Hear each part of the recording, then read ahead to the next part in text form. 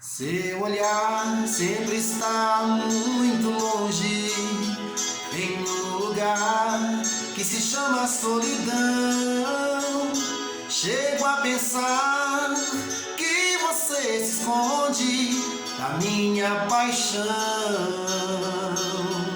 Essa música aí não é da banda Rock 7? Isso, Tatiane. Internacional, né? É, parabéns pra você. Ganhou o Oscar. É uma música Ai, que emoção. da banda internacional Rock 7, um grande sucesso aí dos anos 90, uma música por nome de Spend My Time, um grande sucesso, que foi no Brasil gravada por Clayton e Camargo.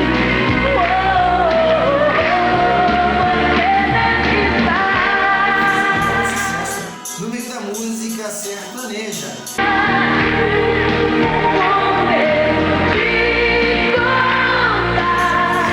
Depois dos anos 2000, regravada também por Gustavo Lima, a canção Na Hora de Amar. Sucesso também com a banda Bonde do Forró, que gravou no estilo de forró, e a música tocou bastante. Mas uma canção marcante da banda Rock 7, que tem essas e outras canções que arrebataram corações, inspiraram romances dignos de um Oscar. E você sabia disso? Conhecia essa canção do Rock 7 com Clayton e Camargo, com o Bonde do Forró? Com quem você conhecia? Fala aqui nos comentários com qual banda você prefere, com qual grupo, qual ano que você viveu essa música. Se você viveu emoções, tem histórias para repartir, contar, divida aqui com a gente.